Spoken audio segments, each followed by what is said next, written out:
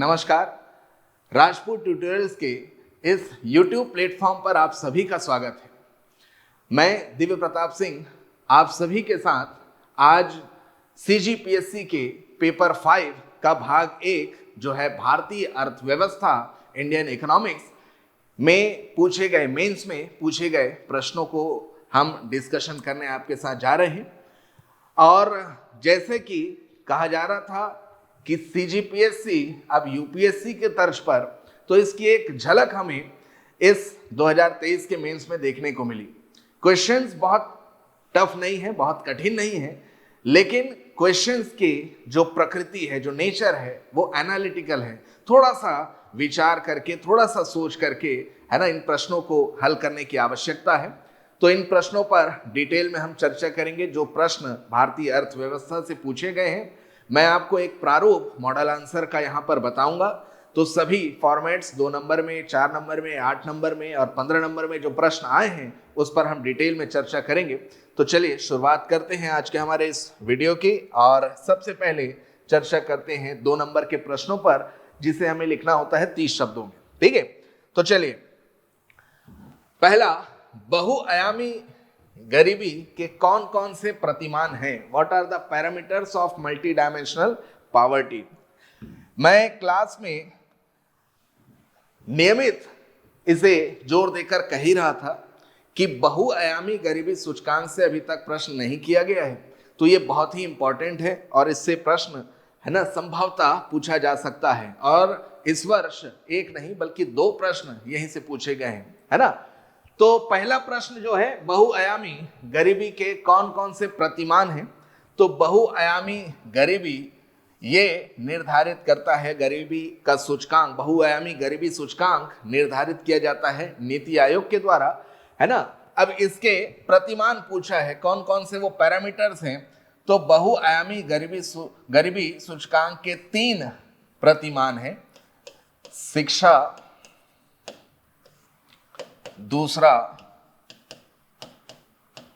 स्वास्थ्य और तीसरा जीवन निर्वाह स्तर, हेल्थ, एजुकेशन और स्टैंडर्ड ऑफ लिविंग। ठीक है, तो भारत में पहली बार यह हुआ है कि शिक्षा और स्वास्थ्य के साथ साथ गरीबी का मूल्यांकन जीवन निर्वाह स्तर को आधार मानकर भी किया जा रहा है। ठीक है, तो मल्टी डायमेंशनल पॉवर्टी के कितने प्रतिमान हैं? 3, शिक्षा, स्वास्थ्य और जीवन निर्वाह स्तर। अब इसमें आप यह भी बता सकते हैं कि शिक्षा के अंतर्गत 2 मापदंड निर्धारित किए गए हैं, है ना। कितने वर्षों की स्कूलिंग हुई है और स्कूल में, है ना, हाजिरी या अटेंडेंस स्कूल का वो कंसीडर किया जाता है। स्वास्थ्य में 3 मापदंड है, स्वास्थ्य के अंतर्गत 3 मापदंड है। सबसे पहला मापदंड है न्यूट्रिशन, पोषण। दूसरा मापदंड है चाइल्ड एडोलसेंट मॉर्टेलिटी, बाल शिशु मृत्यु दर। और तीसरा मापदंड है मैटरनल हेल्थ, मातृत्व स्वास्थ्य। वहीं जीवन निर्वाह स्तर जो पहली बार शामिल किया गया है गरीबी के मूल्यांकन के लिए, इसमें 7 मापदंड है ना। और ये 7 मापदंड क्या है? तो पहला मापदंड है इलेक्ट्रिसिटी, बिजली, विद्युत। दूसरा मापदंड है पेयजल या ड्रिंकिंग वाटर। तीसरा मापदंड है एसेट्स, परिसंपत्तियां। चौथा मापदंड है बैंक अकाउंट, बैंक खाते। 5वां मापदंड है हाउसिंग, आवास। 6वां मापदंड है कुकिंग फ्यूल, ईंधन जिसका आप उपयोग कर रहे हैं भोजन पकाने के लिए। और 7वां मापदंड है सैनिटेशन, शौच की सुविधाएं। ठीक है, तो ये 7 मापदंड पर जीवन निर्वाह स्तर का मूल्यांकन किया जाता है। ठीक, तो बहुआयामी गरीबी के कौन कौन से प्रतिमान हैं? तो आपको ये तीनों के नाम बताना है और तीनों के अंतर्गत, है ना, कौन कौन से मापदंड लिए गए हैं उसका उल्लेख करना है। चलिए अब आते हैं दूसरे प्रश्न की ओर। देखभाल अर्थव्यवस्था एवं मौद्रिक अर्थव्यवस्था क्या है।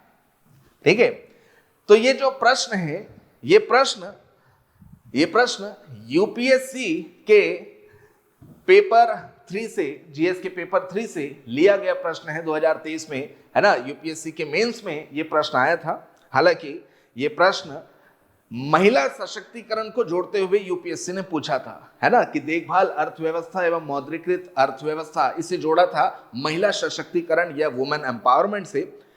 पीएससी ने केवल इसकी परिभाषा को पूछा है कि देखभाल अर्थव्यवस्था और मौद्रिक अर्थव्यवस्था क्या है। ठीक है, तो देखभाल अर्थव्यवस्था या केयर इकोनॉमी क्या होती है, तो ये एक ऐसी अवैतनिक व अनौपचारिक अर्थव्यवस्था है जहां पर कई प्रकार की देखभाल, कई प्रकार की सेवाएं, ठीक है, गृह सेवाएं प्रदान की जाती है। तो मुख्यतः ये किस पर केंद्रित है, ये महिलाओं पर केंद्रित है। महिलाएं जो गृह सेवा का कार्य करती हैं, चाहे वो बुजुर्गों की सेवा हो, बुजुर्गों की देखभाल हो, चाहे वो बच्चों की देखभाल हो, चाहे वो शिक्षा से संबंधित हो, चाहे वो स्वास्थ्य से संबंधित हो, चाहे वो अन्य कोई गृहस्थ कार्य हो, भोजन पकाने से लेकर गृहस्थ कार्य, घर को साफ सुथरा रखना, तो ये जो घरेलू कार्य हैं जिनके लिए उन्हें कोई वेतन प्राप्त नहीं होता, है ना, तो ये अवैतनिक और अनौपचारिक अर्थव्यवस्था को कहा जाता है देखभाल अर्थव्यवस्था, है ना। वहीं मौद्रिक अर्थव्यवस्था किसे कहते हैं, तो मौद्रिक अर्थव्यवस्था एक ऐसी अर्थव्यवस्था है जहां वस्तुओं और सेवाओं का आदान प्रदान मुद्रा के आधार पर किया जाता है। ठीक है, तो मुद्रा या मनी के आधार पर आर्थिक गतिविधियां जहां संचालित होती हैं, वस्तुओं और सेवाओं का आदान प्रदान किया जाता है, उसको कहते हैं मौद्रिक अर्थव्यवस्था। ठीक है, तो देखभाल अर्थव्यवस्था एवं मौद्रिक अर्थव्यवस्था क्या है, 2 नंबर में यह प्रश्न पूछा गया था, 30 शब्दों में लिखना था इसे। आगे बढ़ते हैं, अब आते हैं तीसरे प्रश्न की ओर। तीसरा प्रश्न पूछा गया है मुद्रास्फीति से।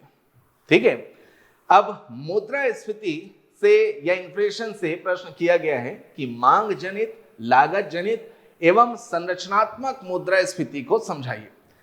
अब वैसे तो ये टॉपिक एक बड़ा डिस्कशन वाला टॉपिक है, लेकिन 2 नंबर में ही प्रश्न किया है तो बहुत ज्यादा आप यहां पर नहीं लिख सकते, बस बेसिक जो इसकी चीजें हैं वही बतानी है। जैसे मांग जनित मुद्रास्फीति, ठीक है, या डिमांड पुल इन्फ्लेशन, तो मांग जनित मुद्रास्फीति का कारक होता है अर्थव्यवस्था में वस्तुओं और सेवाओं की मांग में होने वाली वृद्धि। ठीक है, मांग जनित मुद्रास्फीति से आशय है कि जब अर्थव्यवस्था में वस्तुओं और सेवाओं की मांग में वृद्धि हो, जिसके परिणाम स्वरूप उनकी कीमतें बढ़ती जाएं, वो कहलाती है मांग जनित मुद्रास्फीति। ठीक है, वहीं लागत जनित मुद्रास्फीति किसे कहते हैं, तो लागत जनित मुद्रास्फीति या कॉस्ट पुश इन्फ्लेशन का कारक है उत्पादन लागत। क्या है, उत्पादन लागत। ठीक है, तो जब उत्पादन लागत में वृद्धि हो, जिसके परिणाम स्वरूप वस्तुओं और सेवाओं की कीमतें बढ़ जाएं, इसे कहा जाता है लागत जनित मुद्रास्फीति। ठीक, और तीसरा है संरचनात्मक मुद्रास्फीति या स्ट्रक्चरल इन्फ्लेशन। तो संरचनात्मक मुद्रास्फीति का कारक होता है अर्थव्यवस्था में वस्तुओं और सेवाओं की आपूर्ति श्रृंखला, ठीक है, आपूर्ति श्रृंखला या सप्लाई चेन का बाधित होना। ठीक है, due to lack of infrastructure there is hurdle in the supply chain, ठीक है, and due to which the prices of goods and services increases।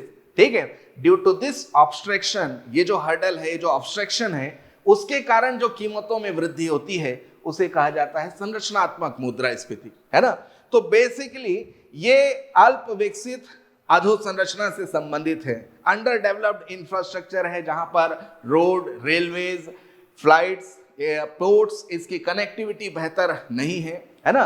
जहां आपूर्ति श्रृंखला जिन कारणों से बाधित हो रही है, इंस्टीट्यूशनल बॉटलनेक्स भी इसमें आते हैं, है ना, संस्थागत कई कारण से भी आपूर्ति श्रृंखला बाधित होती है।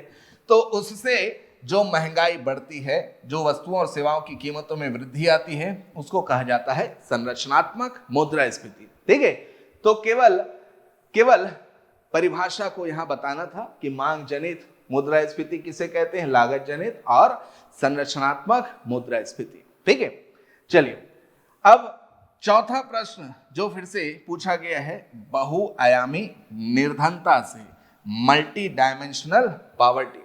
ठीक है, तो बहुआयामी निर्धनता क्या है? ठीक, तो विश्व बैंक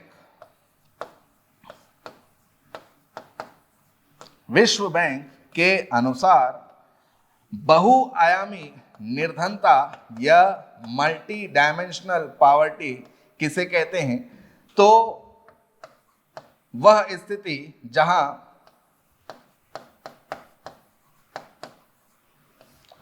आर्थिक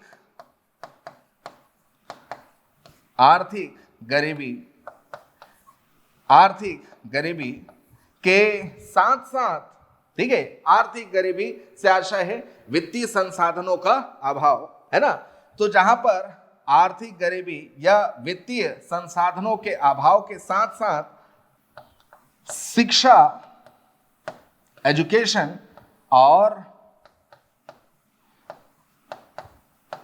बुनियादी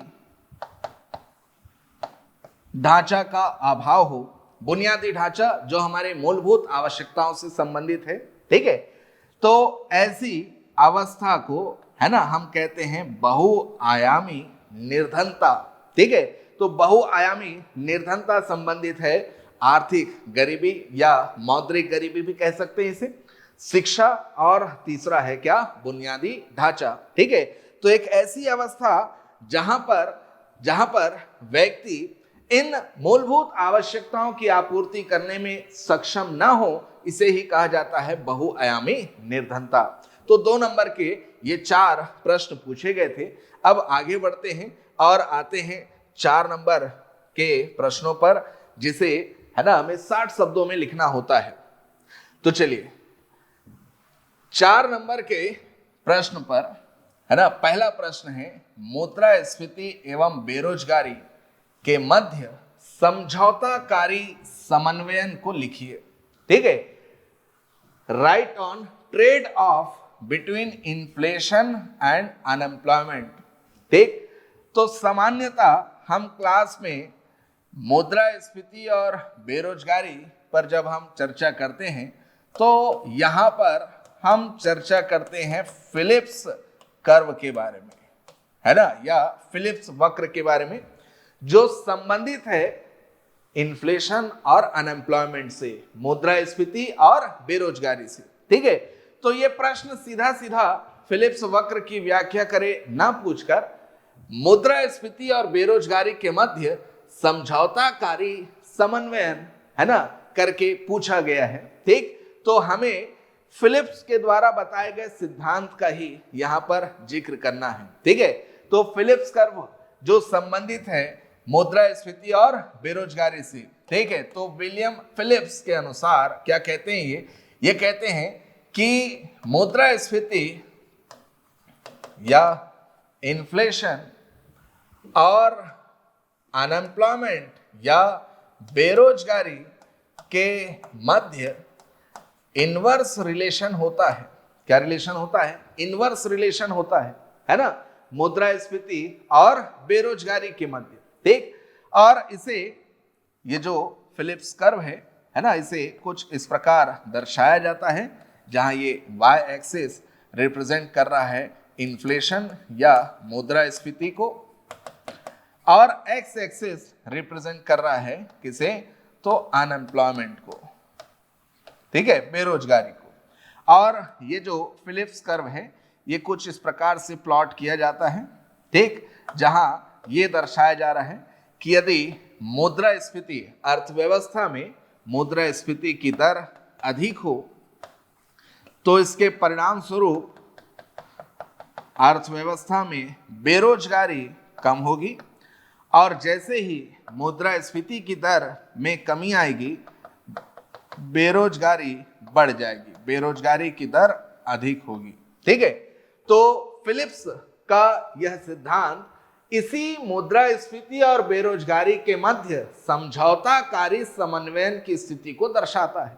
ठीक है, जहां पर है ना मुद्रास्फीति है ना और बेरोजगारी के मध्य किस प्रकार का रिलेशन बताया गया है कि मुद्रास्फीति यदि अधिक है तो बेरोजगारी कम होगी, और मुद्रास्फीति की दर यदि कम है तो इसके परिणाम स्वरूप बेरोजगारी बढ़ेगी। ठीक है, तो फिलिप्स ने यह जो रिलेशन दिया है, यह जो संबंध मुद्रास्फीति और बेरोजगारी के मध्य बताया है, ये विकसित देशों का अध्ययन कर बताया गया है। और विकसित देशों में प्रायः है ना मांग जनित मुद्रास्फीति पाई जाती है। ठीक है, किस प्रकार की मुद्रास्फीति पाई जाती है? मांग जनित मुद्रास्फीति। तो जब मांग जनित मुद्रास्फीति है, इसका मतलब है अर्थव्यवस्था में जब वस्तुओं और सेवाओं की मांग अधिक होगी तो इसके परिणाम स्वरूप निवेश और उत्पादन भी अधिक होगा, और निवेश और उत्पादन अधिक है तो सीधी सी बात है कि अर्थव्यवस्था में बेरोजगारी कम होगी, है ना। लेकिन जैसे ही अर्थव्यवस्था में वस्तुओं और सेवाओं की मांग में कमी आती है, ठीक है, मांग में कमी आती है, तो इससे निवेश और उत्पादन प्रभावित होता है और बेरोजगारी है ना इससे कम हो जाती है। ठीक, तो जब अर्थव्यवस्था में मुद्रास्फीति अधिक होगी तो हमें यह देखने को मिलेगा कि बेरोजगारी कम है, और जब मुद्रास्फीति कम होगी तो यह देखने को मिलेगा कि बेरोजगारी अधिक है ना।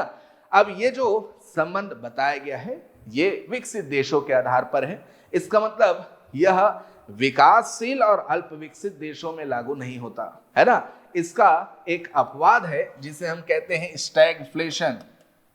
ठीक है, तो स्टैगफ्लेशन ये एक ऐसी अवस्था होती है ना, जहां पर मुद्रास्फीति और बेरोजगारी दोनों तीव्र गति से बढ़ने लगे, और ये प्रायः देखी जाती है विकासशील देशों में, अल्प विकसित देशों में, है ना, क्योंकि विकासशील और अल्प विकसित देश मुख्यतः लागत जनित मुद्रास्फीति से प्रभावित होते हैं। तो वहां पर फिलिप्स का ये जो सिद्धांत है ये लागू नहीं होता है। ठीक है, तो 60 शब्दों में, है ना, 60 शब्दों में हमें इसी मुद्रास्फीति और बेरोजगारी के मध्य विलियम फिलिप्स के द्वारा बताए गए इसी संबंध की व्याख्या करनी थी। एक छोटा सा ग्राफ वहां बताकर इसी रिलेशन को स्पष्ट करना था, है ना, कि मुद्रास्फीति की दर यदि अधिक होगी तो बेरोजगारी कम, और मुद्रास्फीति की दर यदि कम होगी तो बेरोजगारी इससे बढ़ेगी। ठीक है, चलिए आगे बढ़ते हैं और आते हैं अगले प्रश्न की ओर। गरीबी रेखा को परिभाषित कीजिए। दो भाग हैं इसके। गरीबी रेखा को परिभाषित कीजिए और भारत में गरीबी की सीमा एवं कारणों के बारे में लिखिए। ठीक है, तो पॉवर्टी लाइन या गरीबी रेखा क्या है ना, और right on the extent and causes of poverty in India. ठीक है, तो दो भाग में है ना इसका उत्तर देना है। सबसे पहले तो बात करें गरीबी रेखा की, है ना, तो गरीबी रेखा या पॉवर्टी लाइन, ध्यान रखिएगा कि निरपेक्ष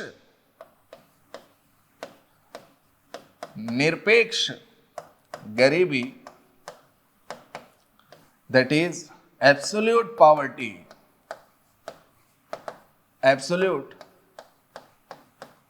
पॉवर्टी, है ना।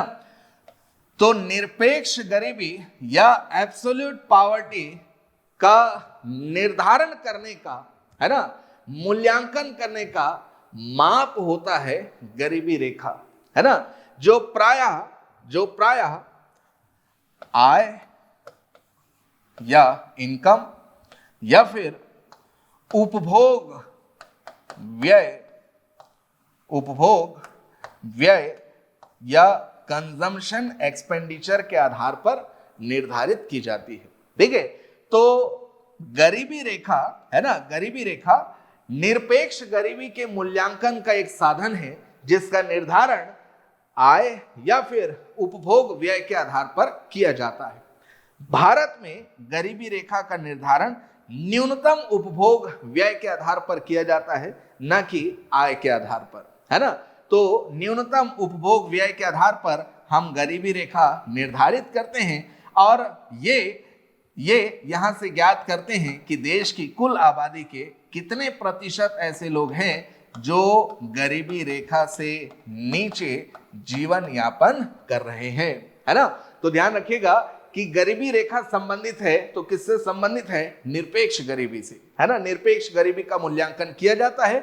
गरीबी रेखा का निर्धारण आय के आधार पर या उपभोग व्यय के आधार पर किया जाता है। भारत के परिप्रेक्ष्य में गरीबी रेखा का निर्धारण न्यूनतम उपभोग व्यय के आधार पर किया जाता है और इसी के माध्यम से हमें यह ज्ञात होता है कि देश की कुल आबादी में से कितने प्रतिशत ऐसे लोग हैं जो गरीबी रेखा से नीचे जीवन यापन कर रहे हैं। ठीक है, अब भारत में गरीबी की सीमा की अगर हम बात करें तो यहां पर भारत सरकार द्वारा वर्ष 2012 में स्थापित सी रंगराजन समिति का आप उल्लेख कर सकते हैं। ठीक है, सी रंगराजन समिति भारत सरकार के द्वारा स्थापित की गई, है ना, गरीबी के मूल्यांकन के लिए स्थापित की गई समिति। ठीक है, तो समिति ने 2014 में अपना रिपोर्ट प्रस्तुत किया और अपने रिपोर्ट में बताया ग्रामीण व शहरी क्षेत्र में गरीबी है ना कितनी है, गरीबी का मूल्यांकन कैसे किया जाए। तो सी रंगराजन समिति के अनुसार ग्रामीण क्षेत्र में निवास कर रहा व्यक्ति, ठीक है, का प्रतिदिन यदि, है ना, उपभोग व्यय उसका 32 रुपए से कम है और शहरी क्षेत्र के लिए 47 रुपए से कम है तो वह गरीबी रेखा के नीचे जीवन यापन कर रहा है ना। ग्रामीण क्षेत्र में निवास कर रहा व्यक्ति का न्यूनतम उपभोग व्यय प्रतिदिन यदि 32 रुपए से भी कम है और शहरी क्षेत्र के लिए कितना, 47 रुपए, तो वह गरीबी रेखा के नीचे जीवन यापन कर रहा है। और सी रंगराजन समिति की रिपोर्ट पर जाएं तो वर्ष 2011-12 के लिए जो डाटा प्रस्तुत किया गया था भारत में गरीबी के मूल्यांकन के लिए, वो था 29.5%। मतलब देश की कुल आबादी का 29.5% लोग जो हैं वो गरीबी रेखा से नीचे जीवन यापन कर रहे हैं, है ना। आप चाहें तो यहां पर सी रंगराजन समिति के साथ साथ बहुआयामी गरीबी सूचकांक का भी उल्लेख कर सकते हैं। बहुआयामी गरीबी सूचकांक का जो दूसरा संस्करण है जो 2019 से 21 के लिए जारी किया गया है ना, उसमें भारत में गरीबी का अनुमान किया गया है 14.96%, है ना। तो बहुआयामी गरीबी सूचकांक जो है अभी जिस पर हमने चर्चा किया था, ठीक है, इसके अनुसार भारत में 2019 से 21 के लिए गरीबी का प्रतिशत है 14.96। हालांकि इसके आकलन का मापदंड अलग है ना। जीवन निर्वाह स्तर को भी इसमें शामिल किया जाता है। ठीक है, तो मल्टी डायमेंशनल पॉवर्टी इंडेक्स के आधार पर अगर बात करें तो 14.96% और न्यूनतम, है ना, प्रतिदिन प्रति व्यक्ति उपभोग व्यय की बात करें तो सी रंगराजन के अनुसार ग्रामीण क्षेत्र के लिए तय किया गया था 32 रुपए, शहरी के लिए 47 रुपए। ठीक है, और इस आधार पर 2011-12 की स्थिति में भारत में गरीबी का प्रतिशत कितना रहा, तो 29.5%। ठीक है, अब जो आखिरी भाग है वो है कारणों का, है ना। तो गरीबी के कारणों की बात करें तो आप इसको कलेक्टिवली बता सकते हैं, है ना। सामाजिक कारण, आर्थिक कारण, ठीक, राजनीतिक कारण, ठीक है, प्रशासनिक कारण, ठीक। तो गरीबी के कारणों की हम बात करें तो गरीबी के कई सारे कारण हैं, है ना। जैसे अगर हम सामाजिक कारण की ही बात करें तो सामाजिक कारण में, है ना, सामाजिक कारण में आप इलिटरेसी, है ना, या इलिटरेसी या अशिक्षा का आप उल्लेख कर सकते हैं। ठीक है, कि कैसे, ठीक, इलिटरेसी के बढ़ने से गरीबी बढ़ रही है। ठीक है, तो शिक्षा का स्तर काफी कम होना ये गरीबी के बढ़ने का एक प्रमुख कारण होता है। सामाजिक कारणों में आप इसका उल्लेख कर सकते हैं।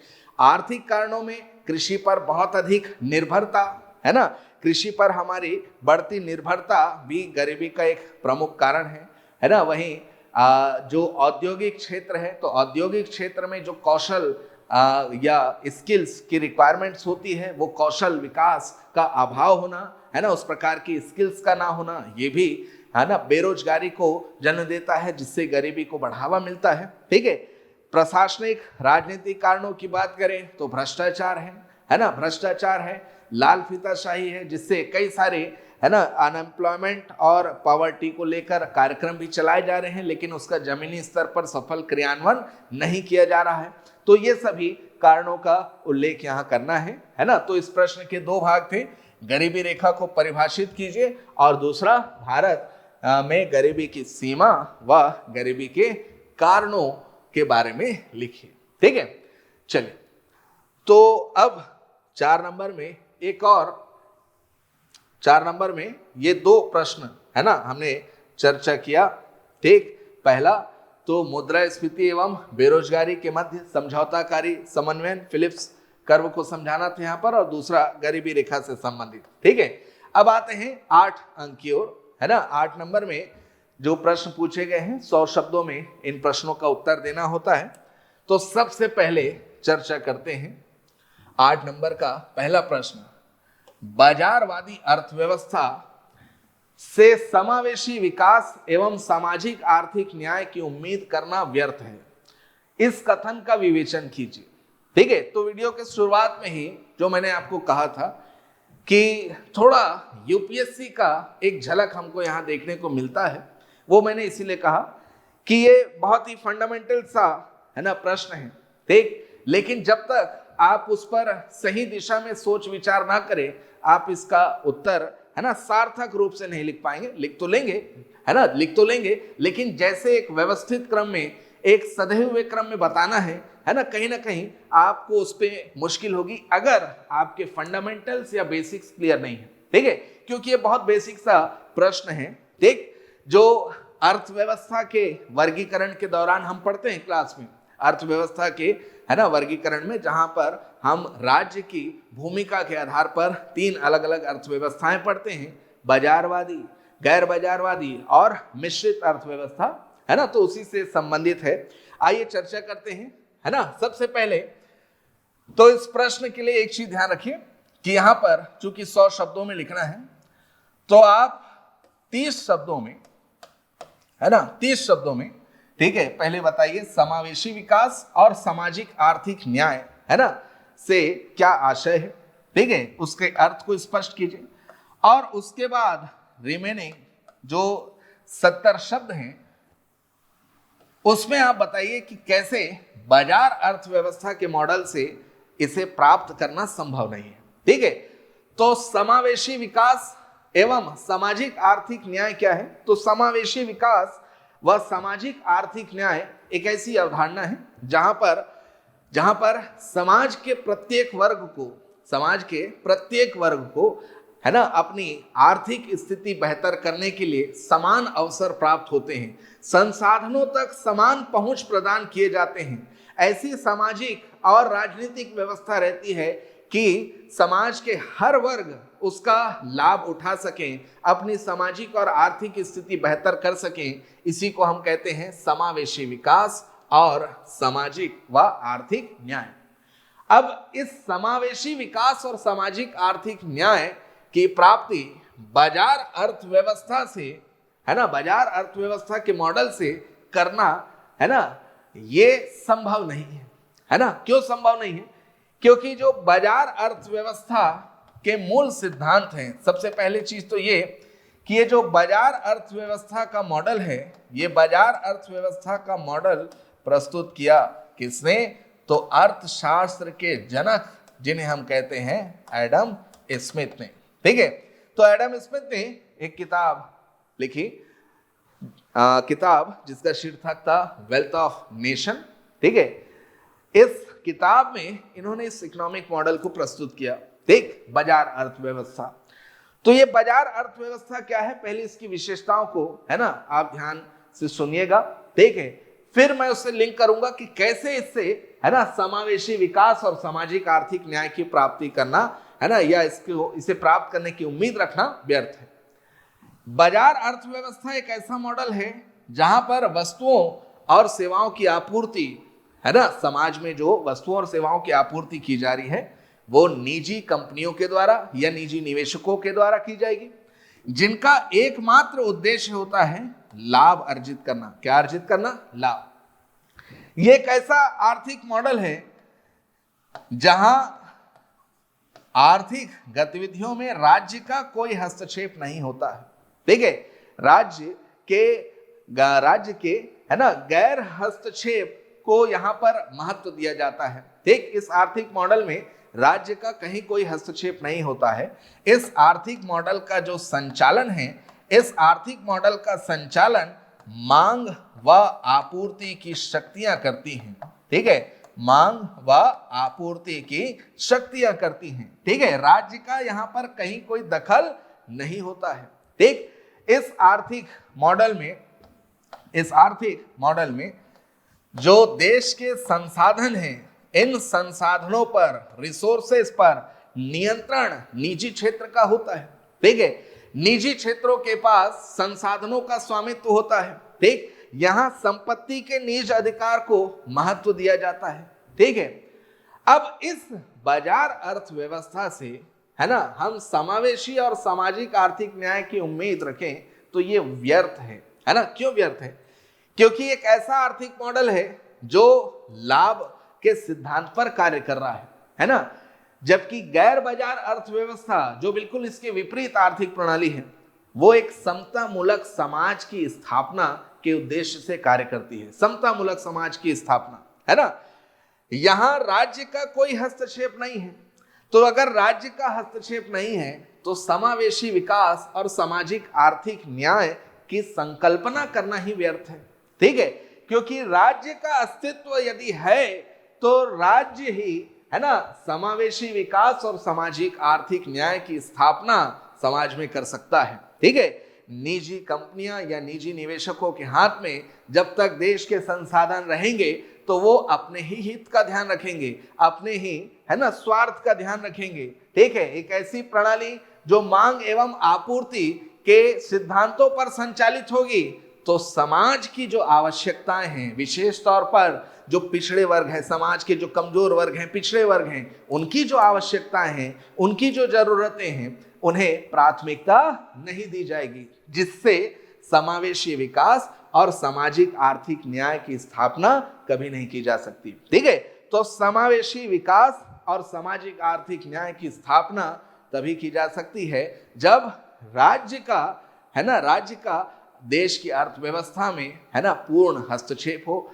राज्य एक केंद्रीय भूमिका निभाए, राज्य का नियंत्रण हो देश के संसाधनों पर, राज्य देश की आर्थिक नीतियां निर्धारित करें, राज्य तय करे कि कैसे संसाधनों का प्रबंधन करना है, कैसे प्राथमिकताओं का निर्धारण करना है, कैसे संसाधनों का आवंटन करना है। तभी हम समाज के प्रत्येक वर्ग को साथ लेकर चल सकते हैं, तभी समाज के हर एक वर्ग का आर्थिक उत्थान संभव है और तभी समावेशी विकास और सामाजिक आर्थिक न्याय की स्थापना समाज में की जा सकती है। ठीक है, तो ये बाजारवादी अर्थव्यवस्था है ना, बाजारवादी अर्थव्यवस्था से ऐसी संकल्पना करना ये व्यर्थ है।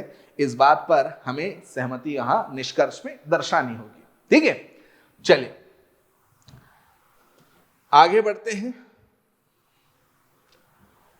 अगला प्रश्न, एक उभरती हुई अर्थव्यवस्था में जब तक निरपेक्ष गरीबी घट रही है तो बढ़ती हुई असमानता कोई गंभीर चुनौती नहीं है।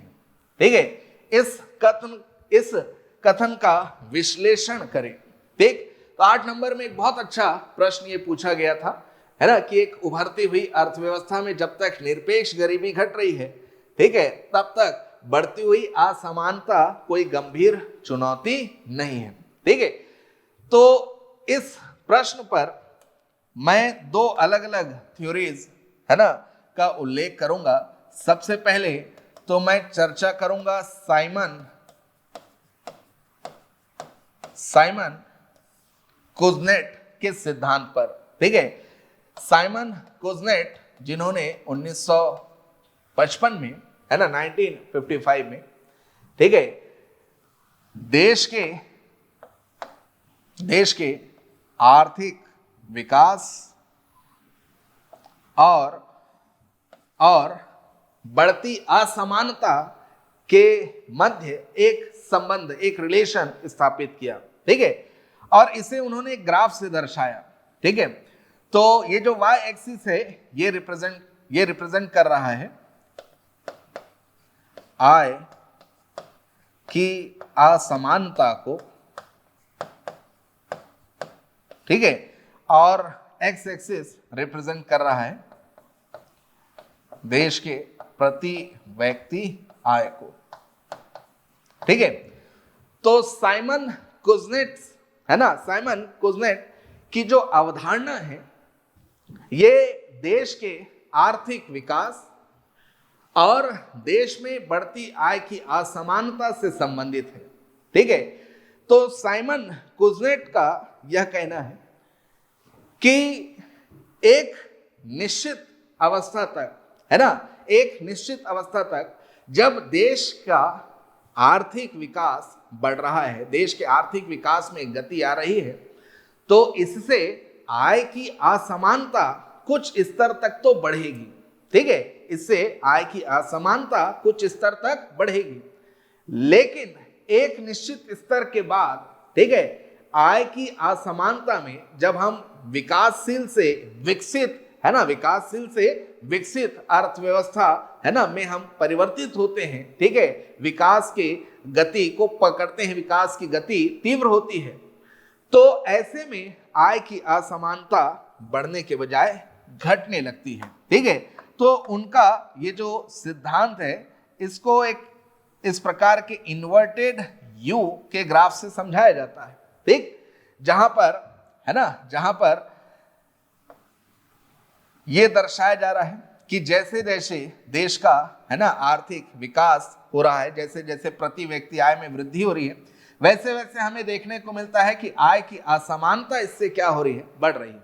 ठीक है, लेकिन एक निश्चित अवस्था के बाद, है ना, एक निश्चित अवस्था के बाद आय की असमानता घटने लगती है। ठीक, तो विकासशील अर्थव्यवस्थाओं में, है ना, विकासशील अर्थव्यवस्थाओं में प्रायः ये देखा जा रहा है कि प्रति व्यक्ति आय बढ़ रही है, देश का आर्थिक विकास हो रहा है ना, साथ ही साथ आय की असमानता भी बढ़ रही है। ठीक, लेकिन एक निश्चित स्तर के बाद जब हम विकासशील से विकसित की अवस्था में पहुंचते हैं तो आय की असमानता बढ़ने के बजाय घटने लगती है ना, आय की असमानता बढ़ने के बजाय घटने लगती है। तो इसके पीछे का मूल कारण क्या है?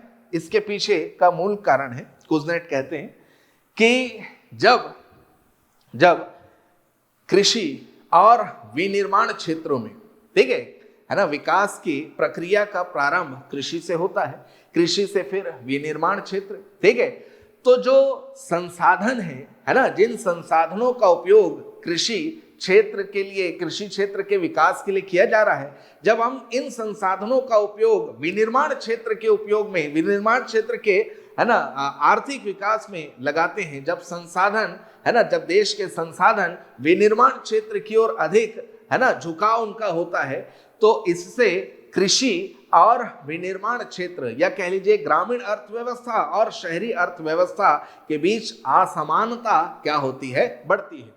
लेकिन एक निश्चित स्तर के बाद हमें यह देखने को मिलता है ना, कि जब कृषि क्षेत्र पर निर्भरता हमारी कम हो जाए और औद्योगिक क्षेत्र, है ना, का विकास हो, तो जब हम विकसित अर्थव्यवस्था, है ना, कहलाने लगे, तो यहां पर आय की असमानता बढ़ने के बजाय घटने लगती है। ठीक है, तो कुजनेट ने ये जो थ्योरी दी ये वर्ष 1955 में दी, और इसे लेकर, है ना, कई सारे इसके अपवाद हैं, कई सारे इस पर इसके एक्सेप्शंस हैं जहां पर इनकी ये थ्योरी को स्वीकार नहीं किया गया। अभी इनके थ्योरी के आधार पर हम कह सकते हैं कि एक उभरती हुई अर्थव्यवस्था में जब तक निरपेक्ष गरीबी क्या हो रही है, घट रही है। देखिए, जैसे जैसे प्रति व्यक्ति आय, है ना, बढ़ने लगेगी, ठीक, तो निरपेक्ष गरीबी कम होगी, है ना। निरपेक्ष गरीबी क्या होती है? तो निरपेक्ष गरीबी से आशय है जब व्यक्ति अपनी मूलभूत आवश्यकताओं की आपूर्ति करने में सक्षम ना हो, तो उसे कहा जाता है निरपेक्ष गरीबी। ठीक है, मूलभूत आवश्यकताएं। ठीक, नीति आयोग के अनुसार ये मूलभूत आवश्यकताएं क्या हैं? तो शिक्षा, स्वास्थ्य, ठीक है, शिक्षा, स्वास्थ्य, और साथ ही साथ जो बेसिक चीजें हैं जो परंपरागत तौर पर चली आ रही हैं, रोटी, कपड़ा, मकान।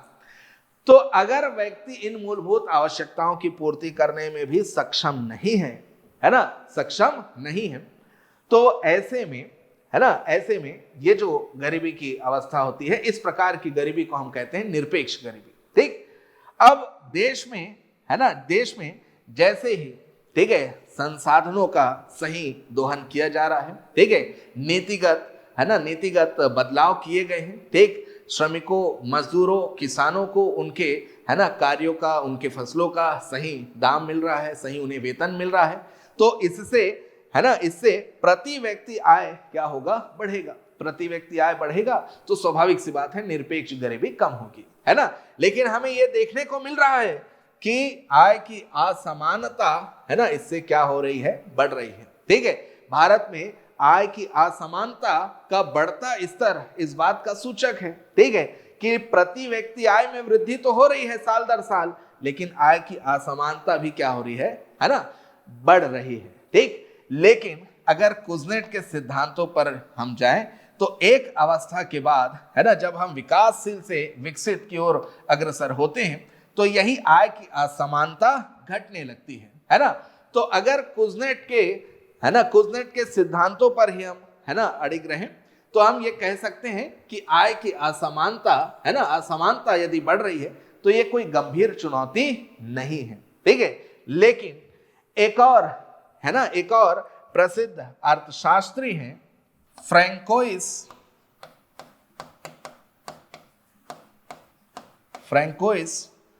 बोर्गिग्नन, ठीक है, ये विश्व बैंक के, है ना, मुख्य अर्थशास्त्री भी रहे। तो इन्होंने 2004 में, है ना, एक रिपोर्ट प्रस्तुत की और इन्होंने देश के आर्थिक विकास को, है ना, न केवल असमानता से बल्कि गरीबी के साथ भी जोड़ा। ठीक, तो इनका ये जो सिद्धांत है ये एक त्रिभुज, है ना, त्रिभुजवादी सिद्धांत है, एक ट्रायंगुलर ये थ्योरी है जो तीन अलग अलग आयामों को, है ना, आपस में जोड़ती है। ठीक है, और ये तीन अलग अलग आयाम क्या हैं? तो ये है पॉवर्टी, ठीक, पॉवर्टी, फिर इकोनॉमिक ग्रोथ, ठीक है, आर्थिक विकास, और तीसरा है इनइक्वालिटी, असमानता। ठीक है, तो फ्रैंकोइस बोर्गिग्नन क्या कह रहे हैं?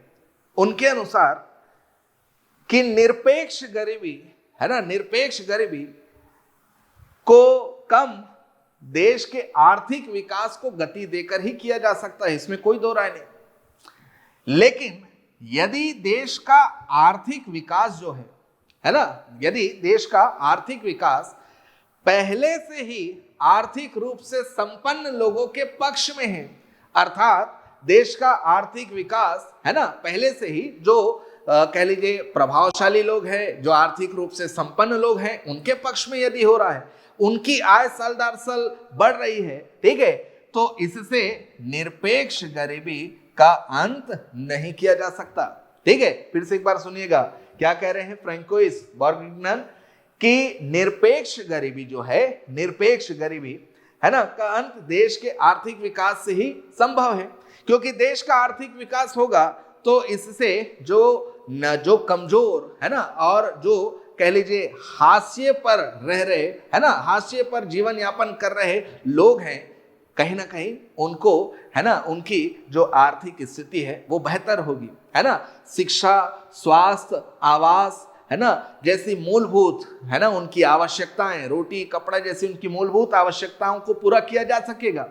तो देश के आर्थिक विकास से निरपेक्ष गरीबी का अंत संभव है, लेकिन कंडीशन है, यदि ये आर्थिक विकास पहले से ही संपन्न लोगों के हित में हो रहा है, अर्थात इससे लाभान्वित केवल समाज के जो उच्च आय वर्ग वाले हैं, है ना, वही यदि लाभान्वित हो रहे हैं, तो ऐसे आर्थिक विकास से निरपेक्ष गरीबी का अंत संभव नहीं है। ठीक, अब प्रश्न आपसे किया गया है कि विश्लेषण कीजिए तो यहाँ पर आपको दोनों के विचारों को है ना उल्लेख करना है कि साइमन कुजनेट का क्या कहना था और फ्रैंकोइस बोर्गिग्नन का इस पर क्या विचार है, और अंततः आपको ये निष्कर्ष ड्रॉ करना है ना, कि निरपेक्ष गरीबी और असमानता के दोनों सकारात्मक और नकारात्मक पहलू हैं। ठीक है, सकारात्मक पहलू जो दर्शाया किसने, साइमन कुजनेट ने, और नकारात्मक पहलू जो दर्शाया किसने, फ्रैंकोइस बोर्गिग्नन ने। ठीक है, तो इस आधार पर इसे है ना हल करना था, 100 शब्दों में इसका उत्तर लिखना था। तो ये दोनों के थ्योरीज को है ना कंपैरेटिवली आप डिस्कस करते हुए एक इसका निष्कर्ष यहाँ पर दे सकते हैं। ठीक, चलिए अब आगे बढ़ते हैं और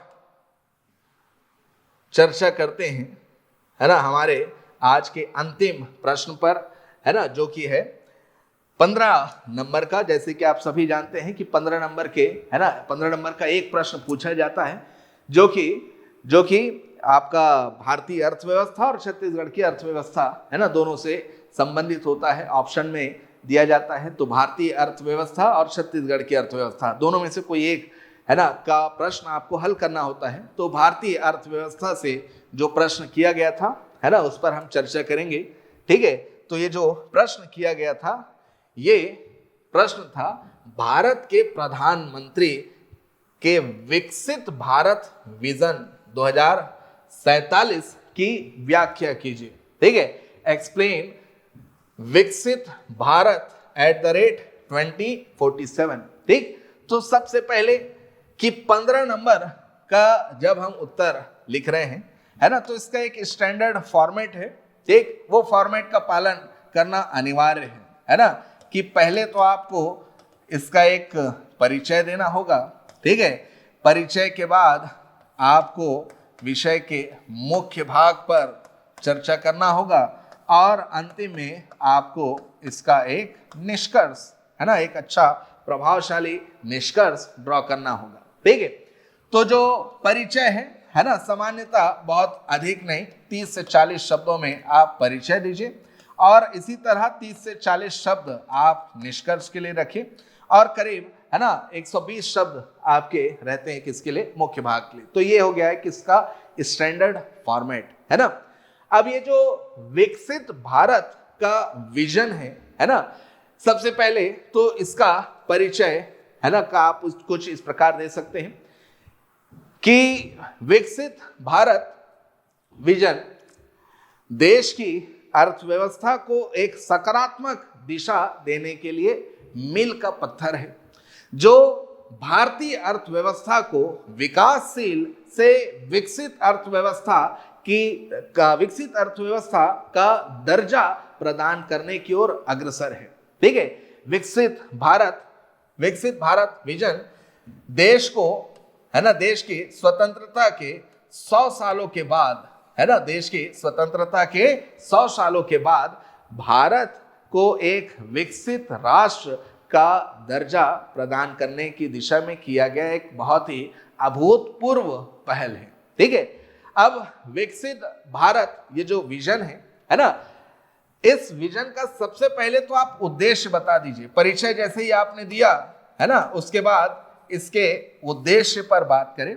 ठीक है, तो विकसित भारत विजन का जो मुख्य उद्देश्य रखा गया है वो क्या है कि देश की अर्थव्यवस्था को है ना वर्ष 2047 तक देश की अर्थव्यवस्था को 30 ट्रिलियन यूएस डॉलर है ना 30 ट्रिलियन यूएस डॉलर तक पहुंचाना है। ठीक, देश की अर्थव्यवस्था है ना भारत की अर्थव्यवस्था को 30 ट्रिलियन यूएस डॉलर की अर्थव्यवस्था बनाने का लक्ष्य यहाँ रखा गया है 2047 के लिए। ठीक है, साथ ही जो प्रति व्यक्ति आय है पर कैपिटा इनकम है लोगों का, वो 2047 तक सरकार ने लक्ष्य रखा है कि इसे हम बढ़ाकर 18,000 से 20,000 यूएस डॉलर तक पहुंचाएंगे। ठीक है, जो वर्तमान में करीब 2300 यूएस डॉलर के आसपास है, 2300 यूएस डॉलर, उसे हम बढ़ाकर 18,000 से 20,000 यूएस डॉलर तक पहुंचाएंगे।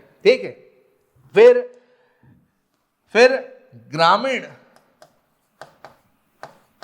ग्रामीण व शहरी क्षेत्रों में, ठीक है, ग्रामीण व शहरी क्षेत्रों में, है ना, well developed world class infrastructure तैयार करना, ठीक है, वर्ल्ड क्लास इंफ्रास्ट्रक्चर तैयार करना, ये विजन रखा गया है, ये उद्देश्य यहां रखा गया है कि ग्रामीण क्षेत्रों में और शहरी क्षेत्रों में, है ना, विश्व स्तरीय अधोसंरचना का निर्माण किया जाएगा, ठीक है, जिससे देश को, है ना, एक देश के आर्थिक विकास को एक नई गति प्राप्त होगी, ठीक है। फिर इसके साथ ही साथ उद्देश्य यह भी रखा गया है, ठीक है, विकसित भारत का उद्देश्य एक यह भी है कि देश में, है ना, देश में हम नवीनीकृत,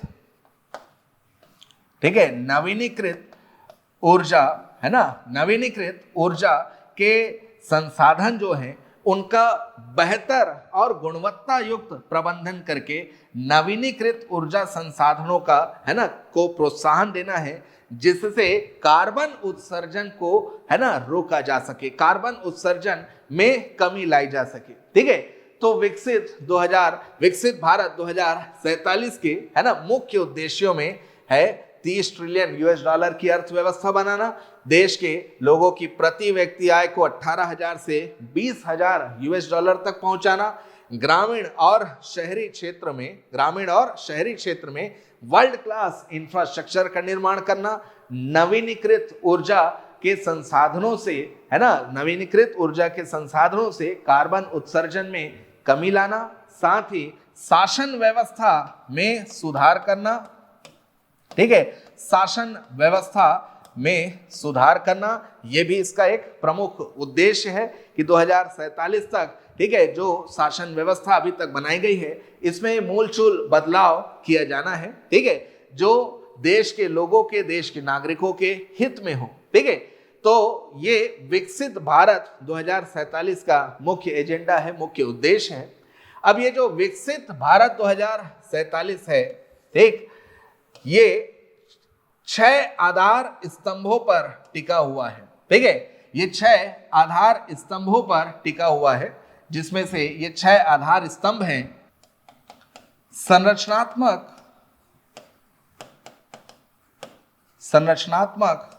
रूपांतरण,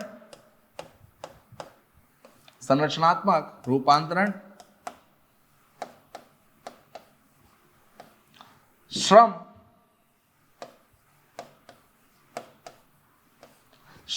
बाजार को प्रोत्साहन,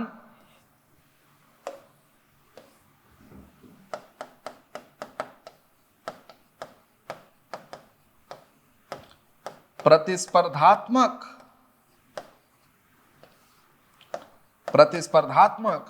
वातावरण,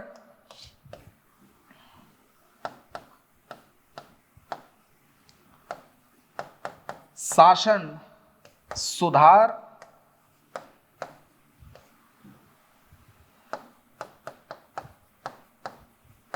समावेशी व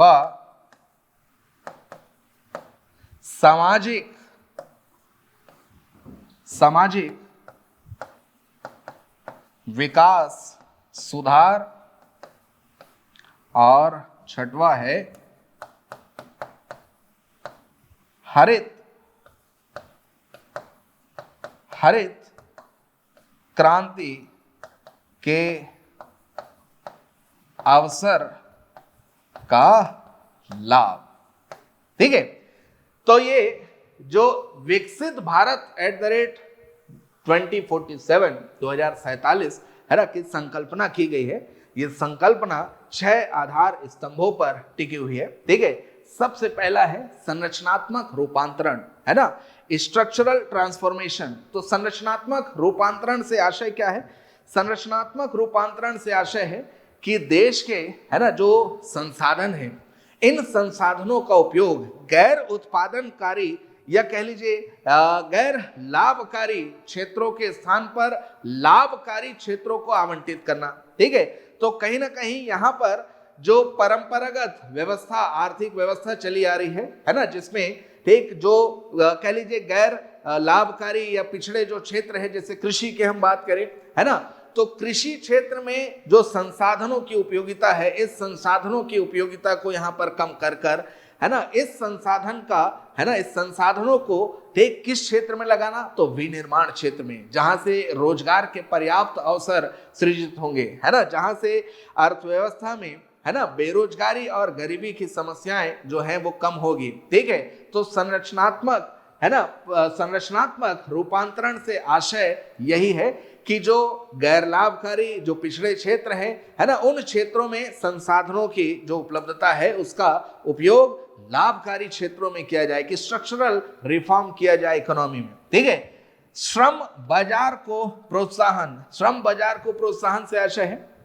कि जो हमारे, है ना, जो हमारे श्रमिक हैं उनके कार्य, उनकी गुणवत्ता में सुधार लाना, ताकि उनकी उत्पादकता बेहतर हो सके। उत्पादकता बेहतर होगी तो इससे अर्थव्यवस्था में, है ना, इससे अर्थव्यवस्था में उत्पादन में वृद्धि होने के कारण अर्थव्यवस्था के आर्थिक विकास को बल मिलेगा, है ना। तो गुणवत्ता में सुधार करना, गुणवत्ता में सुधार के परिणाम स्वरूप उत्पादन क्षमताओं को बढ़ाना, ठीक है, यह है श्रम बाजार को प्रोत्साहन। ठीक, प्रतिस्पर्धात्मक वातावरण, तो प्रतिस्पर्धात्मक वातावरण से आशय क्या है कि जो भारत की कंपनियां हैं, है ना, भारत की कंपनियों को इतना दक्ष बनाना, है ना, इतना उन्हें मजबूत करना कि वे विश्व स्तरीय उत्पाद का निर्माण कर सकें, जिससे देश के निर्यात को गति मिले, देश का निर्यात बढ़े और भारत एक आयातित देश से एक निर्यातित देश के रूप में परिवर्तित हो, है ना। तो इस उद्देश्य के साथ, है ना, यहाँ पर कुछ मूलभूत बदलाव किए गए हैं।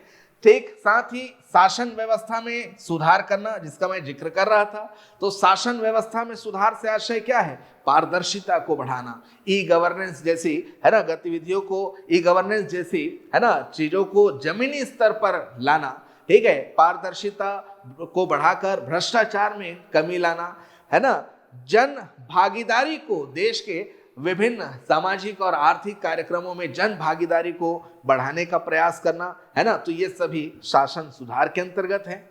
फिर समावेशी व सामाजिक विकास सुधार, तो समावेशी और सामाजिक विकास सुधार से आशय है कि जितने भी जन कल्याणकारी और लोक हितकारी सामाजिक व आर्थिक कार्यक्रम चल रहे हैं, है ना, उन सामाजिक और आर्थिक कार्यक्रमों को जमीनी स्तर पर लाने के लिए, ठीक है, उनके लक्ष्य को और उद्देश्यों को प्राप्त करने के लिए, ठीक है, उन कार्यक्रमों में, उन योजनाओं में मूलभूत परिवर्तन करना, ताकि समावेशी विकास और सामाजिक विकास के लक्ष्य को प्राप्त किया जा सके। तो जो भी उसमें लूप होल्स हैं, जो भी कमियां हैं इन सभी योजनाओं में, उन सभी कार्यक्रमों में, उन योजनाओं के इन कमियों को, उन, है ना, लूप होल्स को दूर करते हुए कैसे उसे, है ना, कैसे उसे जमीनी स्तर पर लाएं और कैसे उससे निर्धारित लक्ष्यों की प्राप्ति करें। ठीक है, और साथ में हरित क्रांति के अवसर का लाभ। शुरू से ही भारत कार्बन उत्सर्जन को कम करने के अपने लक्ष्य के प्रति समर्पित है और भारत निरंतरता इस दिशा में कार्य कर रहा है ना। तो हरित क्रांति के अवसर से लाभ से आशय है कि हमें, है ना, हमें ये कार्बन उत्सर्जन में कमी लाना है। ठीक है, और कार्बन उत्सर्जन में कमी लाकर पर्यावरण के अनुकूल देश की आर्थिक नीतियां बनानी है। ठीक है, तो पर्यावरण के अनुकूल रहते हुए देश की आर्थिक नीति बनाए। इन 6 सिद्धांतों पर यह टिकी है विकसित भारत विजन @2047। ठीक है, तो आपको सबसे पहले 30 शब्दों में, है ना, 30 शब्दों में, अधिक से अधिक 40 शब्दों में इसका एक परिचय देना है ना, कि 100 साल के बाद 1947 से 2047, 100 साल के बाद भारत को विकासशील से विकसित भारत की दिशा में किया गया एक अभूतपूर्व प्रयास है ना, जिसकी शुरुआत नीति आयोग ने की। इसकी रूपरेखा निर्धारित करने वाला कौन है? नीति आयोग है ना। और नीति आयोग ने इस विकसित भारत विजन, है ना, का विजन का ये प्रोजेक्ट दिया है। ठीक है, जिसके क्या उद्देश्य हैं? तो मुख्य भाग में सबसे पहले आप उद्देश्य के बारे में बताइए, उद्देश्य के साथ साथ इनके इन 6 आधार स्तंभों पर, है ना, चर्चा कीजिए और अंतिम में ड्रॉ कीजिए क्या? निष्कर्ष। ठीक है, तो देखिए निष्कर्ष ये आपका एक स्वतंत्र ओपिनियन हो सकता है ना।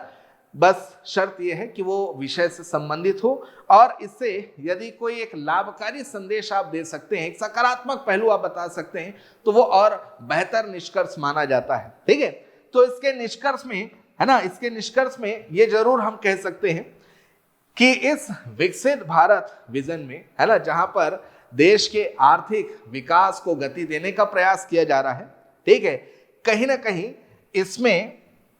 इसमें हमें यह प्रयास भी करना चाहिए कि कैसे हम विश्व खुशहाली सूचकांक में, वर्ल्ड हैप्पीनेस रिपोर्ट में अपने देश के स्थान को बेहतर कर सके, है ना, क्योंकि 2023 का जो रिपोर्ट आया है, वर्ल्ड हैप्पीनेस इंडेक्स का जो रिपोर्ट है, इसमें भारत का स्थान 126वां है, बहुत पीछे हैं हम। तो देश का आर्थिक विकास ऐसा हो जो समाज के सभी वर्गों के खुशहाली को सुनिश्चित करे, है ना। तो इस आर्थिक विकास के मॉडल में कहीं ना कहीं ये खुशहाली, है ना, खुशहाली या इस हैप्पीनेस इंडेक्स के विजन को भी लेकर चलना ये एक आवश्यक चीज है। और निश्चित ही ऐसे परियोजनाओं से, ऐसे प्रोजेक्ट से देश के आर्थिक विकास को गति मिलता है, लेकिन इसे सकारात्मक गति और प्रदान करने के लिए खुशहाली सूचकांक में भी बेहतर स्थान लाने का प्रयास किया जाना चाहिए। तो इस प्रकार से आप कंक्लूजन ड्रॉ कर सकते हैं, निष्कर्ष ड्रॉ कर सकते हैं। ठीक है, तो ये जो प्रश्न है 15 नंबर में पूछा गया था, ठीक है, कि भारत के प्रधानमंत्री के विकसित भारत विजन @2047 को परिभाषित कीजिए। ठीक है, तो हमने सभी फॉर्मेट्स पर डिस्कशन किया, ठीक है, 2 नंबर से लेकर 15 नंबर के क्वेश्चंस तक, ठीक। और आपको इसी प्रकार मेंस के सभी विषयों का यहाँ पर जो अभी पेपर हुए हैं उसका डिस्कशन, उसका एक एनालिसिस मिलेगा।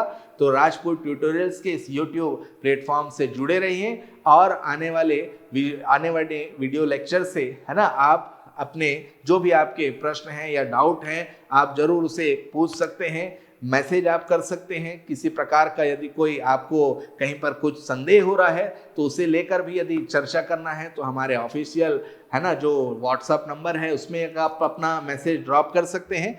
अधिक जो भी जानकारी है उसके लिए ये नंबर, ये टेलीग्राम चैनल्स और व्हाट्सएप ग्रुप सब बनाए गए हैं, तो किसी भी प्रकार की अन्य जानकारी के लिए संपर्क कर सकते हैं। आप इन नंबर से जुड़ सकते हैं हमारे साथ व्हाट्सएप या टेलीग्राम से। चलिए मिलते हैं फिर नेक्स्ट वीडियो में। धन्यवाद।